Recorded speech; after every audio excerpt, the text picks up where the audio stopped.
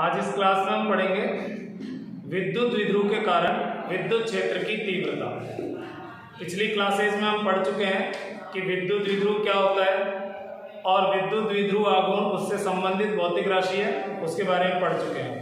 साथ में हमने विद्युत क्षेत्र की तीव्रता ये भी पढ़ चुके हैं और बिंदु आवेश के कारण विद्युत क्षेत्र की तीव्रता भी पढ़ चुके हैं। तो आज हम पढ़ेंगे विद्युत द्विध्रुव के कारण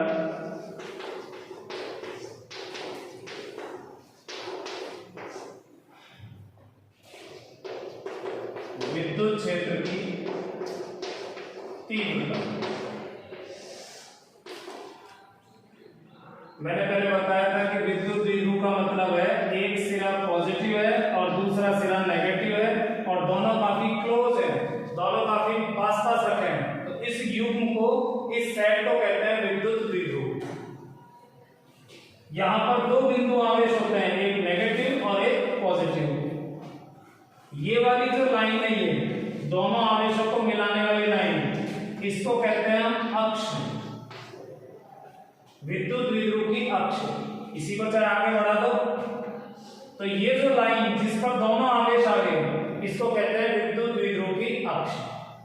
और एक लाइन इस तरह से खींचे हम जो बिल्कुल केंद्र से जा रही है और इसके लंबवत है, यानी कि इस अक्ष का, इस दूरी का लंब समद्विभाजक, इसको कहते हैं निरक्ष।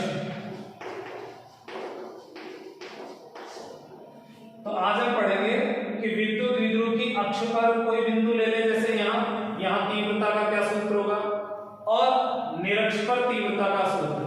दोनों सूत्रों के डेरिवेशन काफी इंपॉर्टेंट है, एग्जाम के लिए बहुत आता है ये, और एक एक करके पढ़ेंगे हम।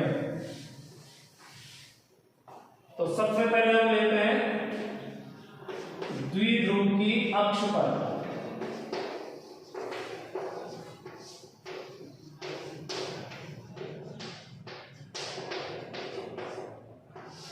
द्विध्रुव की अक्ष पर।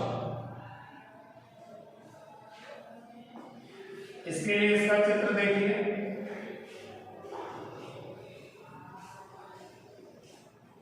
मान लीजिए यहां पर रखा है हमने पॉजिटिव चार्ज और यहां पर रखा है नेगेटिव। ये आवेश तो हो गया प्लस क्यू और ये वाला हो गया माइनस क्यू। ये विद्युत द्विध्रुव हो गया। इसी को आगे बढ़ा देते हैं। ये जो लाइन है इसको थोड़ा सा आगे बढ़ा देंगे।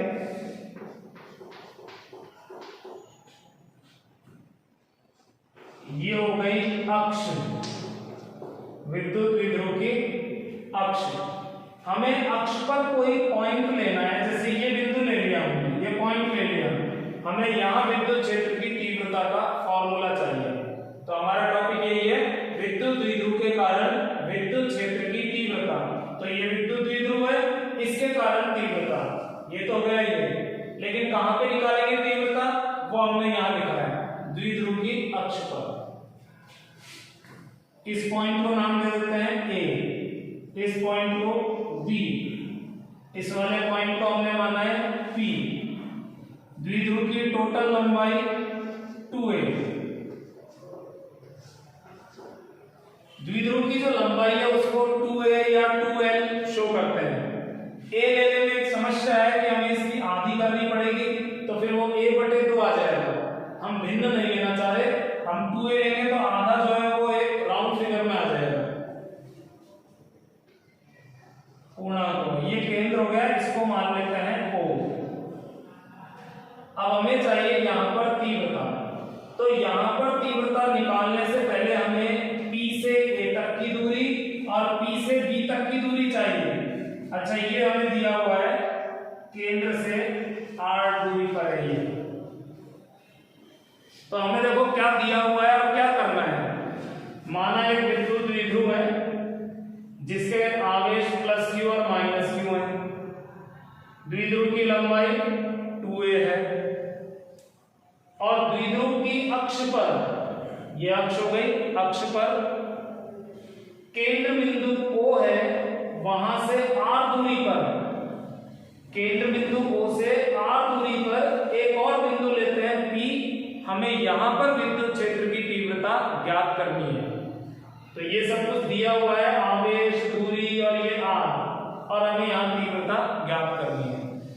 यहाँ दो बिंदु आवेश हैं, एक बिंदु A पर प्लस q, दूसरा बिंदु B पर माइनस q। अब हम पहले पढ़ चुके हैं कि कोई भी बिंदु आवेश है, उससे r दूरी पर अगर हमें तीव्रता चाहिए, तीव्रता को E से व्यक्त करते हैं। उसका फॉर्मूला होता है kq अपॉन r स्क्वायर, या 1/4 pi epsilon 0 q upon r square. अगर कोई माध्यम नहीं दिया है तो हम वैक्यूम ले लेते हैं और एप्सिलॉन के साथ 0 लगा देते हैं, नहीं तो एप्सिलॉन भी ले सकते हैं। तो k यही है पूरा 1/4 पाई एप्सिलॉन 0।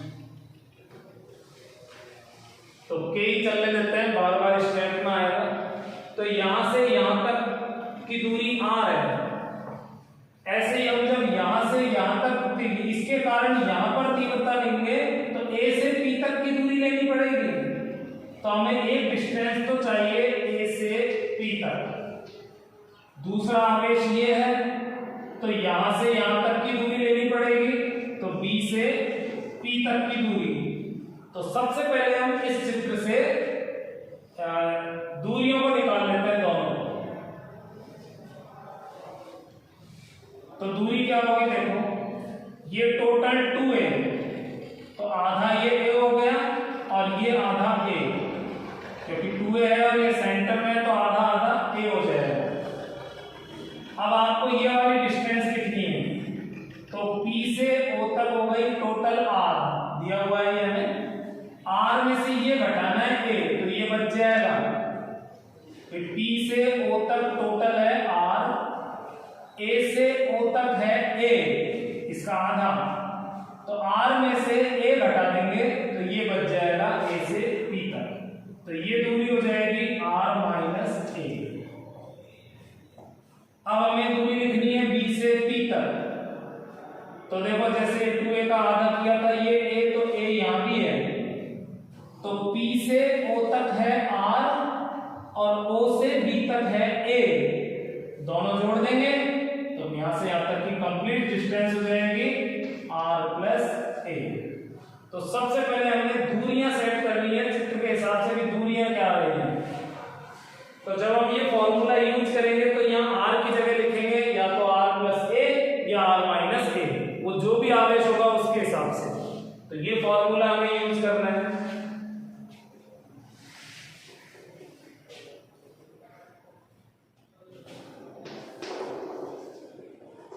प्लस क्यू आवेश के लिए लेते हैं पहले।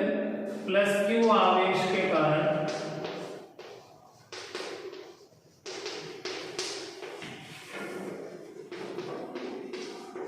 बिंदु P पर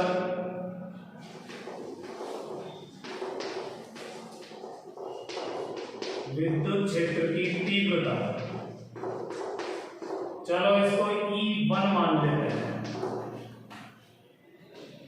तो ये जो प्लस क्यू आवेश है इसके कारण यहां तीव्रता हमने मानी है E1। तो फॉर्मूला लगाएंगे K, इस वाले आवेश का परिमाण प्लस क्यू का Q, और यहां से यहां तक की जो दूरी है उसका स्क्वायर। तो A से P तक की जो डिस्टेंस है वो है R माइनस A, तो R माइनस A का स्क्वायर। ये हो गया प्लस क्यू आवेश के कारण बिंदु P पर विद्युत क्षेत्र की तीव्रता का व्यंजक। सिर्फ एक आवेश के कारण हुआ है और डिस्टेंस इसमें ये आ गई। दिशा देखिए, मैंने बताया था कि प्लस आवेश के कारण विद्युत क्षेत्र हमेशा अवे होता है, परे होता है, आवेश से दूर होता है। तो बिंदु P से दूर मतलब इस साइड, तो E1 की डायरेक्शन जो होगी वो इस साइड होगी, क्योंकि ये प्लस आवेश के कारण लिया हमने। और प्लस आवेश से बिंदु P पर जाओगे तो और आगे बढ़ो, और आगे E1। अब हम माइनस क्यू के, अच्छा इसमें चलो ब्रैकेट में हम डायरेक्शन भी शो कर देते हैं। तो डायरेक्शन ए से पी की तरफ गए हैं, वही वाली डायरेक्शन है, इसकी विपरीत तो होती पी है, लेकिन इसको बोलेंगे ए पी। तो ऐसे लिख सकते हैं ए से पी की ओर, ये डायरेक्शन हो गई विद्युत क्षेत्र की तीव्रता E1 की, जो कि प्लस क्यू आवेश के कारण है। अब लेते हैं माइनस क्यू के कारण, माइनस क्यू आवेश के कारण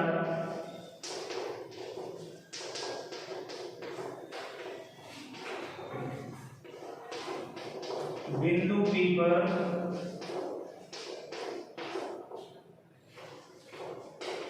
विद्युत क्षेत्र की तीव्रता,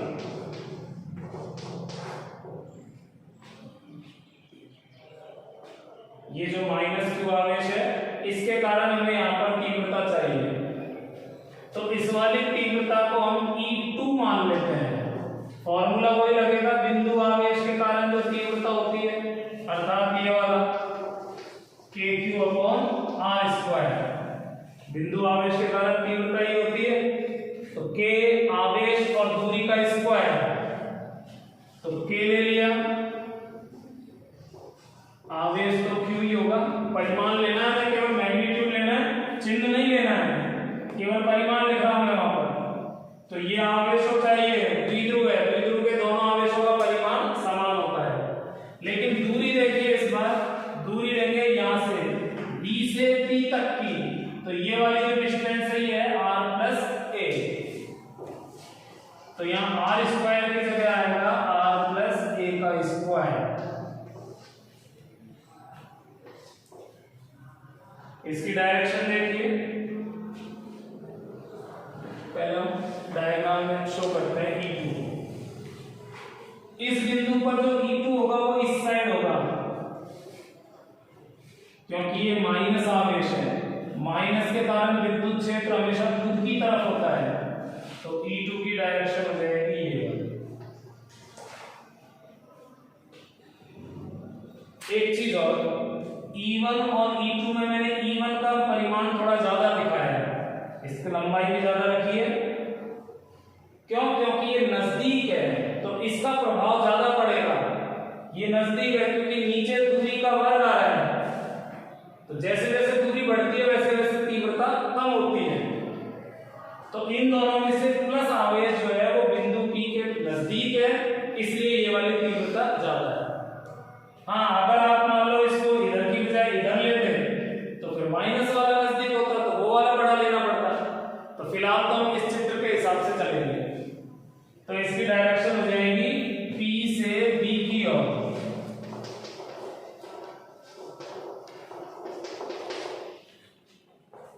P से B की ओर। ऐसे भी लिख सकते हो P से A की ओर, लेकिन हम इसके कारण ले रहे हैं तो इसी पॉइंट को लिख दें तो ज्यादा ठीक है। तो ये दोनों तीव्रताएं हो गई दोनों आवेश के कारण। अब द्विध्रुव में दो ही तो है, दो ही तो आवेश हैं, दोनों के कारण तीव्रता लिख ली, बस दोनों को जोड़ना है हमें, अब परिणामी तीव्रता बन जाएगी। तो बिंदु P पर परिणामी तीव्रता निकालते हैं हम। बिंदु P पर परिणामी तीव्रता, परिणामी तीव्रता को चलो E मान लेते हैं। अब इसको लिखेंगे E1 माइनस E2, ना कि प्लस, क्योंकि ये दोनों हैं वेक्टर, और वेक्टर का रूल है जब दोनों अपोजिट होते हैं तो डिफरेंस निकलता है। दोनों अगर एक साइड में होते तो जोड़ देते, लेकिन अपोजिट है तो डिफरेंस निकलेगा, और डिफरेंस में भी जो बड़ा है उसमें से छोटे घटाएंगे, तो E1 बड़ा होगा E2 से, तो E1 में से E2 घटाएंगे, तो परिणामी इस साइड बच जाएगा। ये परिणामी तीव्रता हो गई, ये राइट साइड में बचेगी यहाँ पर इस चित्र के हिसाब से, क्योंकि ये ज्यादा है तो ज्यादा में से कम को घटाएंगे। ये ज्यादा इसलिए है क्योंकि ये प्लस क्यू के कारण है और प्लस क्यू नजदीक है, तो ये हो गई E1 माइनस E2। तो E इक्वल टू हो जाएगा, E1 की वैल्यू यहां से रख देते हैं KQ/R²। आर माइनस ए का होल स्क्वायर माइनस के क्यू अपॉन आर प्लस ए का होल स्क्वायर। तो द्विध्रुव का और विद्युत क्षेत्र का कॉन्सेप्ट लग गया इसमें, फिजिक्स का काम कंप्लीट हुआ। आगे बीजगणित है, उस हिसाब से इसको सॉल्व कर लेते हैं।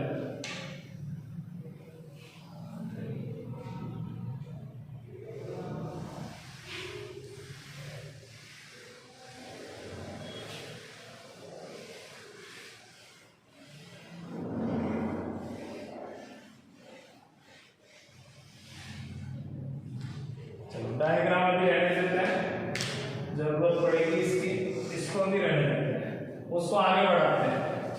तो E इक्वल टू हो जाएगा, इसमें ये कॉमन आ जाएगा K और Q, K Q कॉमन आ जाएगा दोनों में से, तो इसमें तो बच गया 1 अपॉन आर माइनस ए का होल स्क्वायर, माइनस है बीच में, और ये है आर प्लस ए इसका whole square.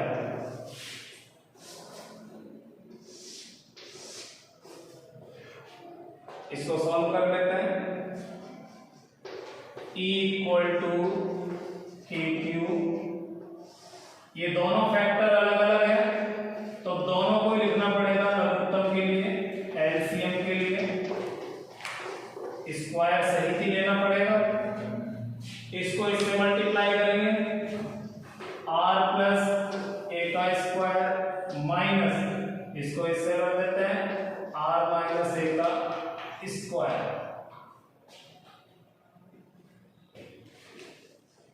E equal to K Q को तो रहने देते हैं अंदर ही। अब इसको a प्लस बी का होल स्क्वायर से बोलेंगे, तो a square plus B square plus 2ab, तो R square plus a square plus 2ra, ये तो हो गया इसका। बीच में माइनस है, माइनस आ जाएगा। इसको a माइनस बी के होल स्क्वायर से खोलेंगे, ये बीच में माइनस है तो इसका स्क्वायर आर स्क्वायर प्लस इसका स्क्वायर, फिर माइनस आता है, जब माइनस वाला लेते हैं तो माइनस 2ra,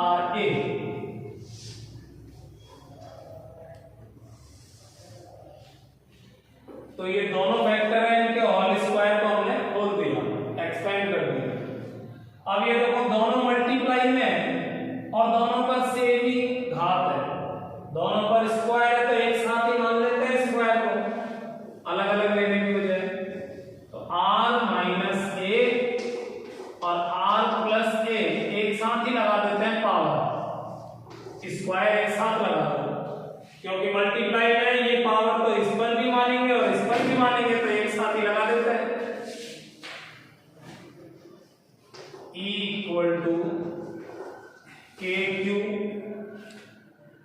अब इस माइनस से जब अंदर गुणा करेंगे तो आर स्क्वायर माइनस का हो जाएगा, ए स्क्वायर माइनस का हो जाएगा, और ये प्लस का हो जाएगा 2r, तो माइनस आर स्क्वायर और प्लस आर स्क्वायर कैंसिल हो गए, जीरो हो गए। माइनस ए स्क्वायर और प्लस ए स्क्वायर ये दोनों जीरो हो जाएंगे, और ये बन जाएगा प्लस 2ra, और 2ra ये है, तो दोनों ऐड हो जाएंगे और 4ra। तो ऊपर का कंप्लीट सॉल्व होने के बाद में सिर्फ कितना सा बचेगा, स्क्वायर वाले कैंसिल हो गए। नीचे देखिए a plus B into A minus B, ये फॉर्मूला होता है a square minus B square. ये स्क्वायर तो एक्स्ट्रा में है, ये तो रहेगा ही रहेगा, तो a plus B into A minus B equal to होता है a square minus B square, तो r प्लस ए और r माइनस ए हो जाएगा r square minus A square. तो सिंपल 10th लेवल की आपकी ज्योमेट्री यूज हो रही है, अलजेब्रा यूज हो रही है। अब इस ब्रैकेट की कोई जरूरत नहीं है, छोड़ो इसे, हटा दो इसे।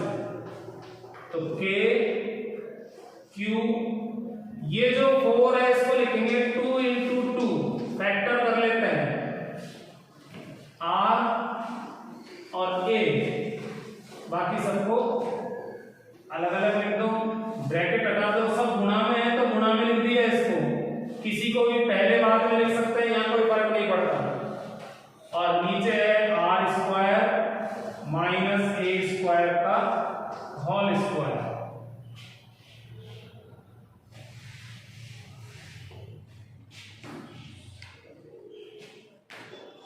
Equal to K Q. अब ये जो दो है, एक को तो आगे ले लेते हैं, चलो आगे रहने दें, 2 के साथ में ए ले लेते हैं, एक 2 है इसको अलग रहने दो, और एक आर है, R square minus A square का होल स्क्वायर। मैंने कुछ भी नहीं किया, बस इसको और इसको एक साथ लिख दिया।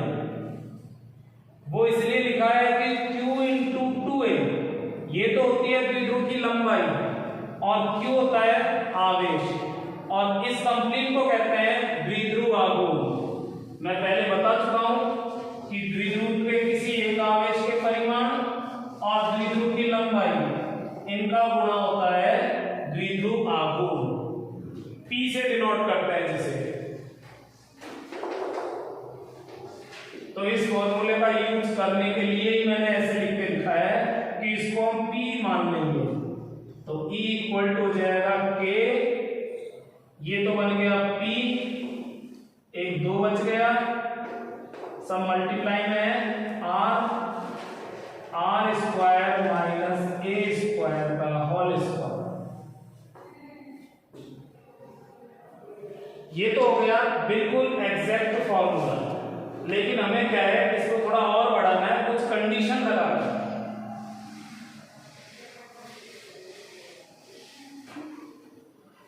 फिजिक्स में क्या है, कुछ फॉर्मूले कंडीशन लगाकर सरल हो जाते हैं, और जबकि वैल्यू में फर्क नहीं पड़ रहा। अगर मान लो हम लिखें किसी की वैल्यू 5, और 5 में हमें जोड़ना पड़ रहा है 0.0002, एक्यूरेट वैल्यू हो गई 5.0002, लेकिन हम आंसर अक्सर दशमलव के बाद एक आध अंक में छोड़ देते हैं। जब हम 2 को ले ही नहीं रहे हैं तो फॉर्मूले में ही छोड़ दो।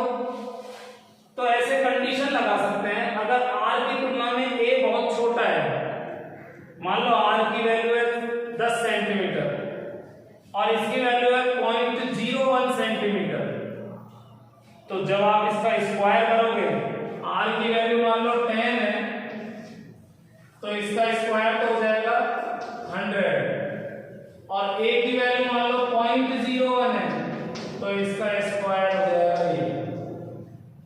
अब इसमें इसको जोड़ने से घटाने से क्या फर्क पड़ रहा है? कोई फर्क नहीं पड़ रहा, नेग्लिजिबल है, नगण्य है। तो क्यों ना हम इस काम को फॉर्मूले में कर लें, फॉर्मूला सिंपल रूप में रहेगा तो याद भी रहेगा। और एक्चुअल में रियल में होता भी यही है कि r की तुलना में a छोटा ही होता है, क्योंकि ये जो विद्युत द्विध्रुव है ये छोटे छोटे अणु हैं, उनके लिए बना है, तो अणुओं की जो साइज है वो बहुत छोटी होती है, और r वगैरह तो हम कितना भी ले सकते हैं। तो अगर हम r मान लो सामान्य डिस्टेंस ले रहे हैं तो a उसकी तुलना में नगण्य हो जाएगा।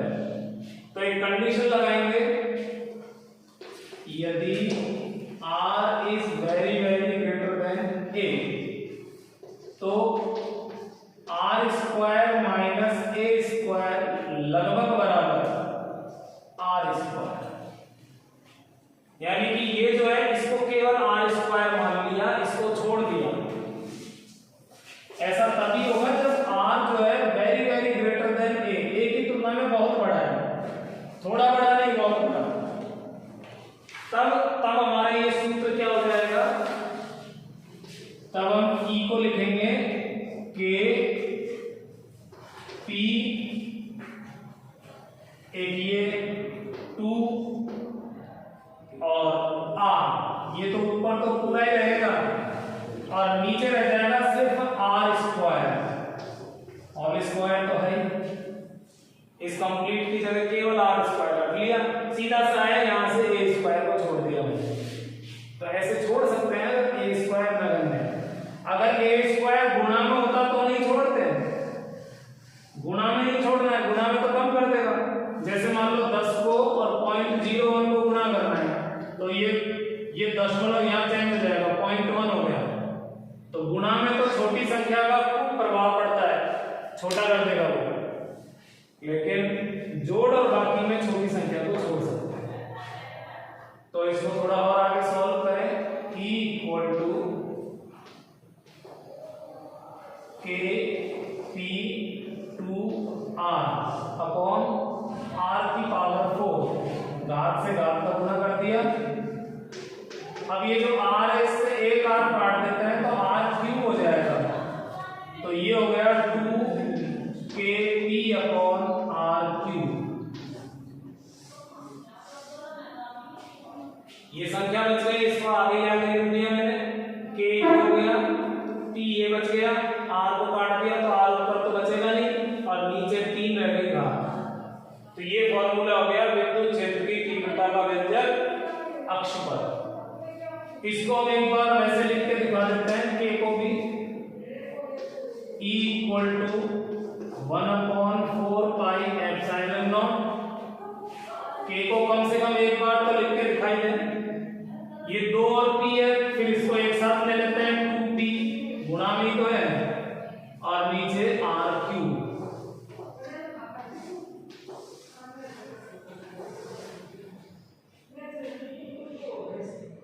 इस 2 से इसको काटना नहीं है, इस कंप्लीट सेट को हमें ऐसे ही रहने देना है, क्योंकि इसको हम K भी मान लेते हैं, इसका पूरे का मान होता है 9 गुणा 10 की घात 9, तो पूरा सेट एक साथ रहने दो, ये 2 अलग ही रहने दो।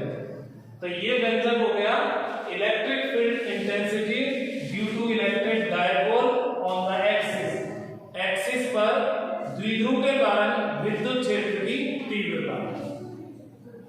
सदिश रूप देखिए,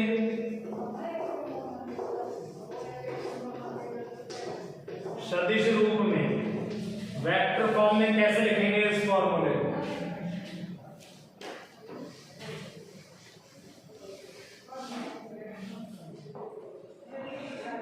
अगर हम चाहते हैं E पर वेक्टर लगाना,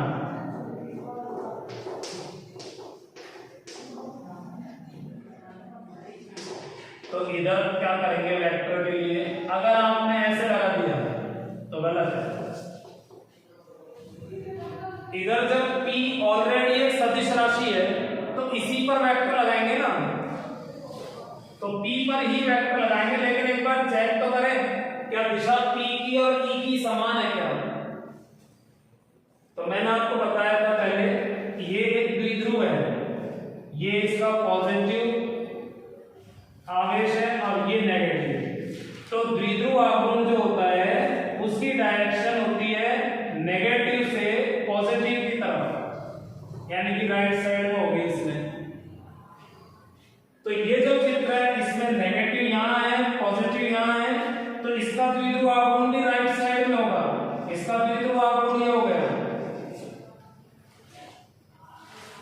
और दोनों का जो परिणामी है वो इधर ही आ रहा है राइट साइड में। यानी कि वेक्टर, इस वाले वेक्टर की दिशा और P वेक्टर की दिशा दोनों राइट साइड में है इस चित्र में, तो दोनों की दिशा सेम है, इसलिए इसी पर वेक्टर लगा देंगे, तो जो डायरेक्शन P वेक्टर की है वही डायरेक्शन E वेक्टर की हो जाएगी। तो ये इसका वेक्टर रूप हो गया। कुछ अलग अलग फॉर्मूले होते हैं जिनके सदिश रूप अलग अलग होते हैं, तो आपको वो ध्यान रखना है। अगर अलग से पूछता है सदिश रूप में लिखो तो आपको ये व्यंजक लिखना पड़ेगा, ये इक्वेशन लिखना पड़ेगा। ये हो गया विद्युत क्षेत्र की तीव्रता, लेकिन केवल अक्ष पर। अगर मान लो हम इस साइड ले लेते हैं प्लस, चलो इधर ही रहने दो प्लस, इधर माइनस, और हमें इधर की तरफ तीव्रता लेनी हो माइनस वाले आवेश की तरफ। ये तो डेरिवेशन था, मैंने मेरे इच्छा से ले लिया। मैं डेरिवेशन को ऐसे भी तो कर सकता था, इधर लेकर भी। तो कैसे करते? तो उस प्लस के कारण तीव्रता मान लो इधर की तरफ होती है, E1, क्योंकि प्लस से परे लेंगे तो प्लस से इधर की तरफ आओगे तो और आगे बढ़ना पड़ेगा, और ये माइनस के कारण तीव्रता इधर होगी, उसको E2 मान लो। तो इस बार माइनस नजदीक है इस बिंदु के, बिंदु P है मान लो ये, तो इसके नजदीक है ये, इसका प्रभाव ज्यादा होगा तो ये तीव्रता अधिक होगी। तो अब इसमें से इसको घटाते हैं तो इधर की तरफ परिणामी आ जाएगा E2 माइनस E1। तो इसकी दिशा वही द्विध्रुव आघूर्ण की दिशा में हो गई, क्योंकि द्विध्रुव आघूर्ण तो वही माइनस से प्लस की तरफ होगा। तो द्विध्रुव आघूर्ण राइट साइड में है तो ये भी राइट साइड में आएगा। तो द्विध्रुव कैसे भी रखा हो, द्विध्रुव चाहे ऐसे रखा हो, ये प्लस ये माइनस, तो इसकी अक्ष हो गई है, दोनों तरफ बढ़ा देंगे इसी लाइन में। अगर आपको यहां तीव्रता लिखनी है तो आपको लिखनी है जो माइनस से प्लस वाली दिशा है उस दिशा में, ये परिणामी तीव्रता होगी, और यहां पर परिणामी तीव्रता ये होगी, एक ही तरफ होगी परिणामी तीव्रता, और वो होगी द्विध्रुव आघूर्ण की दिशा में। जैसे द्विध्रुव आघूर्ण की जो डायरेक्शन है वो माइनस से प्लस है, इस चित्र में नीचे की तरफ है, तो विद्युत क्षेत्र नीचे की तरफ होगा, चाहे वो इस साइड हो चाहे इस साइड हो। जैसे आपने एक बिंदु P A ले लिया और दूसरा Q ले लिया, दोनों अक्ष पर है पॉइंट, लेकिन एक हमने लिया है प्लस की तरफ और एक माइनस की तरफ, तो दोनों में तीव्रताएं जो है वो समान दिशा में होंगी, दोनों नीचे की तरफ आ रही है क्योंकि द्विध्रुव आघूर्ण नीचे की तरफ है। तो P वेक्टर जिधर होगा उधर ही होगी इसकी दिशा। जैसे इसमें मान लो मैं इधर इसको और बढ़ा देता हूं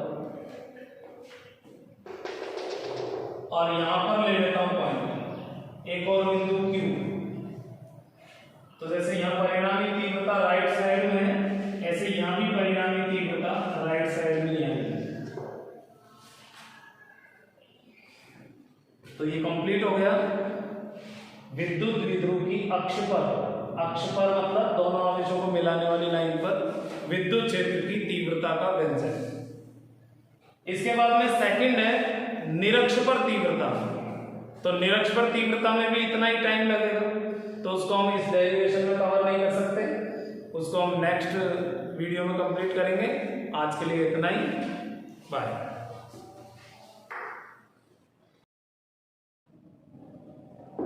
तो हमने ये फॉर्मूला पढ़ा विद्युत द्विध्रुव की अक्ष पर तीव्रता। अब हम एक एग्जांपल लेते हैं। HCl अणु है,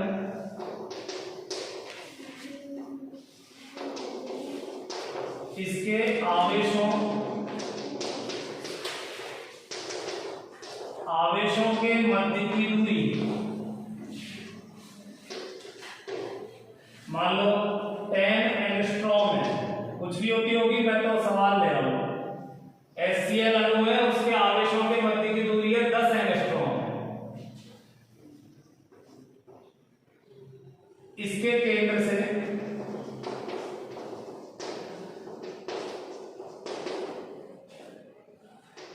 एक सेंटीमीटर की दूरी पर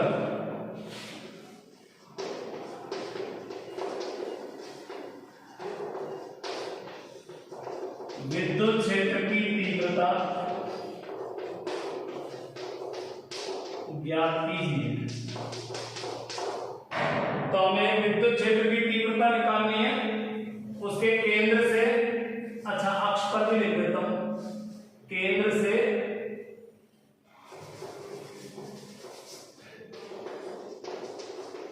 इसकी अक्ष पर केंद्र से 1 सेंटीमीटर की दूरी पर। तो अब कंप्लीट हो गया क्वेश्चन।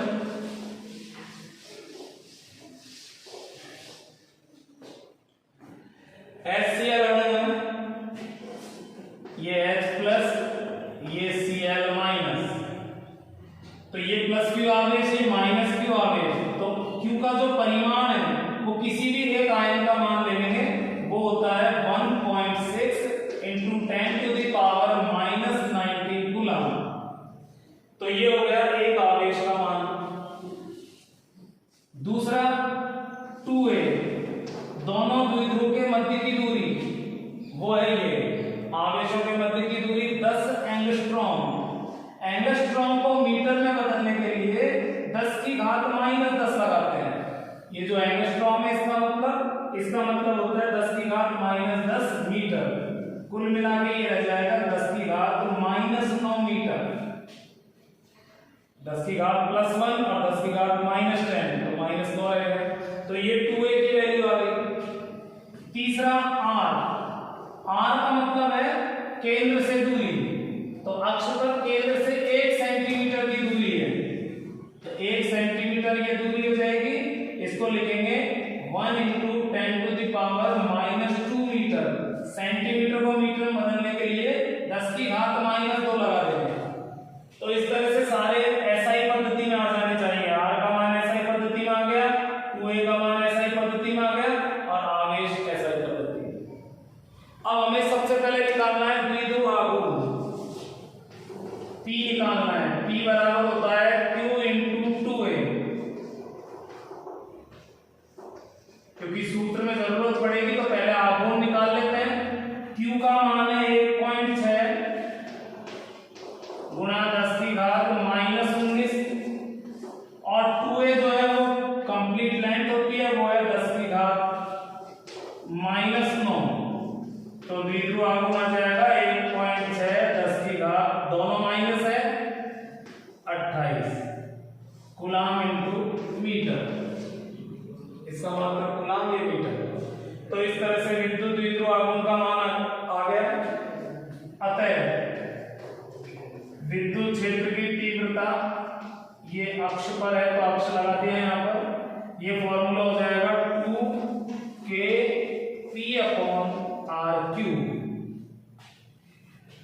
तो यहाँ पर इनका मान रख देते हैं। 2k की वैल्यू 9 गुणा 10 की घात 9,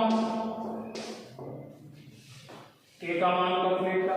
p का मान ये जो निकाला है 1.6 गुणा 10 की घात -28, ये आ जाएगा। और r की वैल्यू है 1 गुणा 10 की घात -2। तो 10 की घात ही ले लो, एक को तो रहने दो। तो 10 की घात -2, लेकिन देखो यहाँ पर हाँ ठीक है, यहाँ पर क्यूब आएगा, फॉर्मूला में नहीं लगा दिया। तो यहाँ पर r का क्यूब है तो यहाँ इसका क्यूब हो जाएगा।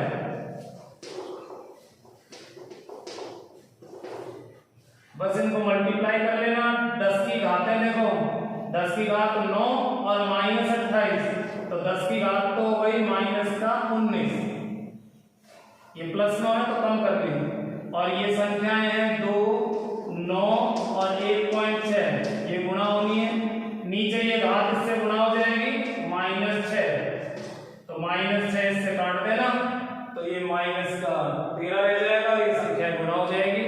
इस तरह से ये विद्युत क्षेत्र की तीव्रता का अपमान हो गया अक्ष पर। अब आप सोच रहे होंगे इसने ये वाला फॉर्मूला क्यों लिया है जिसमें a नगण्य था। तो आप भी देख लो, r की वैल्यू तो है सेंटीमीटर में, यानी 10 की घात -2 है, और a जो है वो -9 में है। तो इसकी तुलना में ये बहुत छोटा है, इसमें तो 2 जीरो का भाग लग रहा है, इसमें 9 जीरो का, इसलिए a यहाँ पर r की तुलना में नगण्य है, इसलिए ये वाला फॉर्मूला लिया है, क्योंकि यहाँ r is very greater than a। तो बिल्कुल सिंपल क्वेश्चन है। आपको एक तो मात्रक पद्धतियों का ध्यान रखना है, आघूर्ण निकालना है और फिर फॉर्मूला लगाना है। तो आज के लिए इतना ही। विद्युत क्षेत्र की तीव्रता का अक्ष पर, द्विध्रुव की अक्ष पर उसका फॉर्मूला हो गया और उस पर आधारित न्यूमेरिकल हो गया। तो आज की क्लास में बस इतना ही। बाय।